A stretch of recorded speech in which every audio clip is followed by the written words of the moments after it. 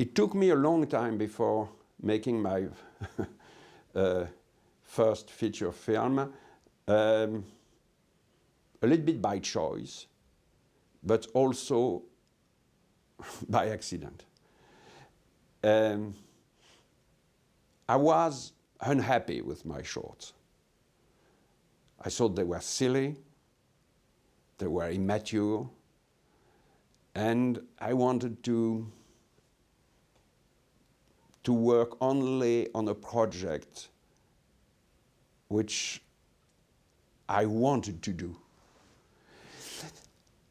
I needed to learn about life. It's what my wife told me. I said, those shorts are well made, but they are childish. So I think taking care of my children, being with my wife, I learned a lot of things. Working as a press agent, meeting directors. And again, I have to repeat that. When I work with Pierre, first Georges de Borgard with a lot of people of the New Wave, then as a freelance press agent. When I work as a freelance press agent with Pierre Rissian, we worked only on the film we liked, we loved. We transformed the job of press agent in a way, in a film buff work. And I met a lot of great directors. I mean, spending times with John Ford, with Howard Hawks, with Carl Rice, with Francesco Rosi, with Claude Chabrol or Jean-Luc Godard, and many other people, with Raoul Walsh, was very, very rewarding. Meeting Joe Losey, Abe Polonsky, that was great. But I still wanted to be a film director, and I wrote screenplays. Yeah. And I had one project which was accepted by 2 actors. It was an adaptation of The Beach of Falesa, which I gave to Jacques Brel and James Mason. And they both accepted to do it. Mason even told me that it was the best adaptation of the Stevenson novella that he ever read. And then a producer, Pierre Bromberger, tricked me. He took an option on that and on the screenplay, and he gave it to another director. And the project fell apart. I tried after that to do a film about the French Gestapo, which was a taboo subject in the French cinema. And I wrote also an adaptation of an Alexandre Dumas novel, and later on it became my second film, Let the Joy Reign Supreme. We started from that screenplay and wrote an original screenplay. Yeah. So I worked a lot. It's not that I didn't try. I tried, but when I brought my what I had written about the French Gestapo to 2 screenwriters, Jean Orange and Pierre Bost, we at that time had been very much attacked by the New Wave and had no project. And I brought that film to them because of the films I saw, all the films they had written which I saw, especially the film during the occupation. And because they knew that period, they knew the occupation, and I felt they could give me a lot of wonderful ideas. And I will come back on that later on, but I mean the choice of Orange and Bost. But Pierre Bost rejected the project. He said, it's too dangerous. I mean, we are dealing with people who torture Jews, who kill, torture, who behave like monsters, who work absolutely hand in hand with the German Gestapo. And making a film about them will, even if we take all the precautions, there's still a risk of transforming them into heroes, in making them appealing in a bizarre way. And Boss says, I don't want that. I mean, there are Bonny and Lafont, the creator of what we call La Carlingue, where practically most of the well-known French gangsters worked there. I mean, the place where, Rue Lauriston, where they tortured, killed, raped, robbed thousands of people. I mean, we cannot make heroes out of them, or even making them interesting will be. So, a few weeks after, I went again to meet Orange and Bost with another idea, which was the adaptation of Georges Simenon, with 40 pages which I had written. So that was the idea. In fact, I wanted to wait until I felt that I was prepared, not technically, but how do you say, emotionally. I mean, in my way of thinking, in my approach to life, I felt I needed to be. I didn't want to do a first feature which would be, taking an uninteresting subject and trying to make something glossy out of it. Yeah. I had to be committed very, very deeply, very emotionally, and I found that. I had found that with the Stevenson story, I'd found that with the Gestapo film, but even more with the Simenon novel. I certainly wanted to behave in the opposite way of Jean-Pierre Melville. I had, and I still have a great admiration for Melville. I think he's a tremendous director. People are now praising all his films noirs, but they are sometimes forgetting films like Léon Morin-Prêtre or Les Enfants Terribles, which are very, very beautiful films too, and very daring film. For me, better than Le Cercle Rouge. But Melville on the set, at least, I worked on one film, which was Léon Morin-Prêtre, was horrific. I mean, the way he liked to, he could be also very charming. I mean, he could put you in his pocket like that. I mean, it's, and I owe him a lot of things. He and Claude Sautet were my two godfathers. But Melville on the set loved to humiliate people. He loved, for instance, when he disagreed with a wallpaper in a room, instead of coming very early in the morning and trying to have the wallpaper changed before everybody comes. He was arriving at the last minute. When we were supposed to start at noon, he was arriving at noon. Always saying, I say hello the first day, I will never say hello the rest of the shooting because it's a gain of time. And he had even calculated how many minutes he was saving that way. And then he was saying, oh, I don't like that wallpaper. It's not the wallpaper I ask. And he could be a very, very bad face. But he was calling the production designer, calling all the crew, and he was starting to cut with his razor the wallpaper very slowly. I mean, I saw the humiliation of a production designer for 45 minutes in front of the crew. And I thought myself, if I become a film director, I solemnly swear I will not behave that time. I mean,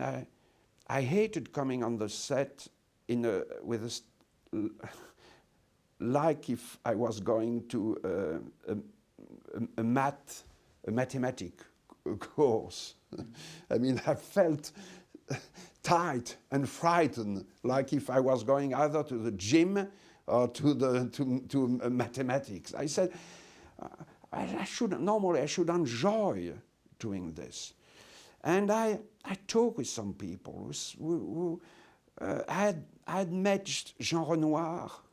I met Jean Renoir. I talked with actors who had worked with him and who explained the way he was handling actors, and Marcel Pagnol and people like that. It's true, in France, in the 30s and the 40s, most of the directors were tyrant, yelling, and screaming against everybody. Very often because the producers were very, very tough, and the stars were some opinionated and sometimes difficult. I mean, the situation had changed with the new wave. The actors were easier. The fight with the producer were less frequent. I never had any on my film, or very few. Very, very few. I was most of the time very free on the set. And I decided to try to create an atmosphere of pleasure, to have fun. I mean, that doesn't prevent you of working very hard. Most of my films are done with a very, very limited budget and a limited schedule. I mean, The Clockmaker is done on 36 days.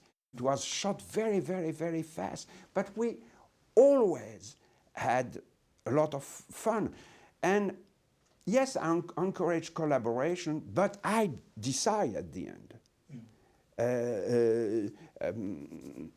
Ultimately, there will be only one person who we will make the final decision, and it will be me. But I don't want, I mean, there's two schools in here, and I met those two directors. You have the schools which I would say, I will call that the Jean Devève school, because he's the one who formulated the best, the concept. When I asked him, if somebody proposed you an idea, he said, I reject it. I don't want even to consider it, because if I didn't have that idea, that meant that I didn't work well enough. Well, and the other concept is Jean Renoir, during La Grande Illusion, working on a scene, the moment where Jean Gabin and Marcel Dalliot are splitting, they are leaving each other in the snow. And there was a long dialogue, and Spack had written it, and it didn't work. Jean Renoir rewrote it, and it was not working. And then Jean Gabin came, and he says, you know, Jean, I think I should sing, or Dalliot should sing a song. Instead of giving those lines, he should go away saying, il était un petit navire, il était un... And Renoir said, wonderful. So it's an idea of Gabin, but because Renoir has the genius of accepting it, it becomes an idea of Renoir. That's the difference between Renoir and the other director of the same period. He immediately understands that this idea is better than was in the screenplay. And that I believe. I believe that. And that's something to which a new wave brought to. That the screenplay was very important, and we must work on the screenplay. And on that, I am of the school of Jacques Becker, of Ophuls, of that. But at the same time, I must be prepared to incorporate any accident, any idea which will be better than the screenplay.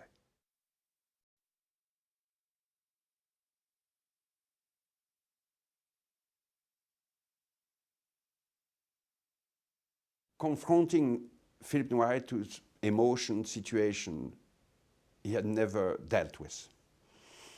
Using his image, his previous image, a nice, warm human being, horribly humiliated, so the audience is with him, And then suddenly, it's changing. It was for him, I think, his most difficult part, because I told him something which normally you should never tell to any actors. I said, Philippe, for that film, I want you to do the opposite of what an actor should do. Most of the actors prepare their part. They prepared, let's say, the evolution of the part. It will start, the real evolution is starting on that line, in that scene, and it's progressing. I said, I will ask you to play each scene as it was not related with the previous scene or with the next scene, because I don't want you to give any hint. If you are planning what you are doing, if it's totally instinctive, if it's a visceral reaction or something which is sick, mad, I wanted that to be very, very complex. And I don't want to give any easy explanation to the audience. So you should forget the note on the left page.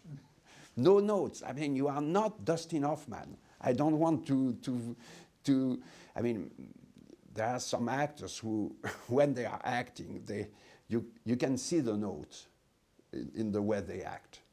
I mean, Dustin Hoffman is sometimes one of them, I think. When Sean Connery is, you cannot read where the notes were. I mean, it's so organic. Or Mastroianni, or people like that. But he accepted, and he said it was for him, it was really, really difficult. And then he said he was so surprised by the result, that it was coherent, that it has a shape. And he said that's the most surprising thing, how sometimes the way the camera was moving was giving a feeling to the character that he had not played. But it was something of a challenge for him. But I gave him, I think, 5 or 6 parts, which were all different. Each one of them was a new challenge. And it's, he always said that maybe he gave me my career, but I gave him his best part. And I think some of the best things he did in my films. Although I've seen other films which I love with him. But I adore him in Let the Draw Reign Supreme. I adore him in Coup De Torchon or Life and Nothing But. I think he's, I think at this moment he still surprised me. He still surprised me, and it still moves me very, very, very much.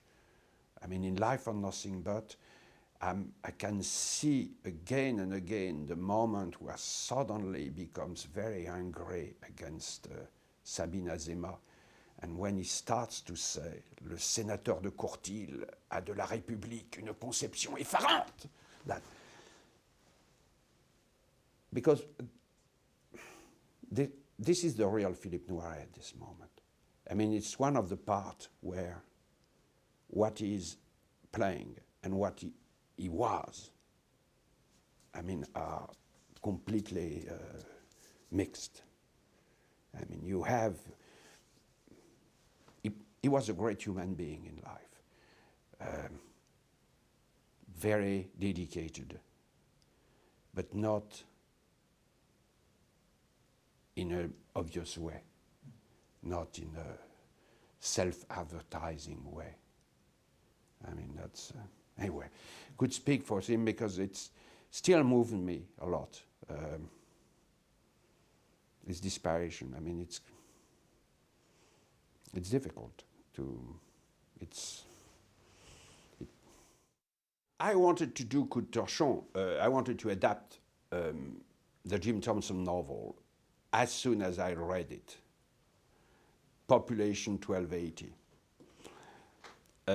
During a while I could not because Alain Corneau wanted to do it and tried to do it with a screenplay by Jim Thompson, with Warren Oates, and then it failed. But I tried for 4 years to adapt it in France, putting the stories in the 20s, and it didn't work. I tried to, I contacted 2 screenwriters, I contacted the novelist who had adapted another Thompson novel, Georges Perec. Didn't work. And one day, and I was starting to be desperate, and one day I reread Céline, Le Voyage au bout de la nuit, Long Voyage into Night, or Voyage into Night, I don't know the English title. And the description of the African company, la Compagnie Pordurière, immediately struck me as being the equivalent of the world of Jim Thompson. It was the same kind of relationship, the same mixing of strong, funny, coarse details with a lot of compassion and outrageous behavior. And when I took the decision, I said, let's transpose the story in Africa. Everything was working. At least it seemed to. And I decided to contact a screenwriter which I had not talked to, which is Jean Orange. And I came back to Jean Orange for another reason. Orange knew Africa. When in the 30s, he had traveled to the Congo, to many different colonies. So he had the knowledge of the world. And Orange is the kind of screenwriter who is very, very often using in his screenplays what he has seen or experienced or some events of his life. I mean, when you read his book of interviews about his work, I mean, you find thousands of lines, ideas, which are coming from, if it's not his own experience, it's from an experience of his family, of his father, including one very well-known line of L'Auberge Rouge with Fernandel, a line said by Carrette, who repeats in the film, I am a victim of the priest. Je suis une victime des prêtres. And that line is coming from Paul Cézanne. Paul Cézanne knew the father of Orange, and according to Orange's father, he was always repeating this line because the church had forced him to marry this maid who he had made pregnant. and Cézanne was always repeating, I'm a victim of the priest. And it's and you find that line in an Orange screenplay. So he gave me many wonderful ideas, like the people looking at the film from the other side of the screen, or the guy paying his workers in cinema tickets, because he was owning the cinema. I mean, the character of the missionary was all written by Orange, with a line which has becoming proverbial among all the people who have worked on the film, when he's putting back the nails on the Christ. is answering Noiret, and he's saying, chaque chose en son temps, chacune à son tour et l'une après l'autre. Each thing in its time, one after the other, and l'une après l'autre, et chaque chose en son temps, chaque chose en son temps. No, each thing in his own time, one, chaque chose en son temps. It's impossible. I cannot translate. Anyway, you will read the subtitles. I cannot do a spoken subtitle. But I think it's a wonderful line, and it's typical. It's very, very true. I mean, it's a typical line for somebody from the church. It has all the kind of verbosity, very vague verbosity. It's the same ideas repeated 3 times, and I think that's great screenwriting, great dialogue, and it's all those details that Orange was very, very obsessed with, and which were coming back from again from his education. Orange was always repeating, life is a very good screenwriter. Life is a better screenwriter than that. Just look around us, and you'll see thousands of ideas that we have to incorporate in our screenplays. And it's true that every time I was with him, something funny was happening. It's like if he was creating the events just to give him some material for his films. Each film is a challenge. I mean, shooting in Senegal was an adventure. It was an adventure because it was very hot. I mean, 40s degrees, very dry, which we got used to, providing we're drinking a gallon or gallon and a half of water or lemonade a day. But you had to be careful about some things. And I decided very early, when I did the scouting, I scouted the location with Alexandre Troner and the first AD, I took some decision to help the shooting, to avoid all the tracking shots. Crane, boom, that. For 2 reasons. One, I wanted to use the Steadicam because I thought the Steadicam was giving to the image a texture which was very close to the Thompson writing. It had no solid foundation. When you read the Thompson book, you never know. You have an impression of walking on a land, on a ground which is not solid. It's not stable. You never know if you are not going suddenly to fall in a big hole. And the Steadicam is giving you that. It was a way of contradicting the image of most of the French colonial film. The French colonial films have a very precise frame. Very, it's design.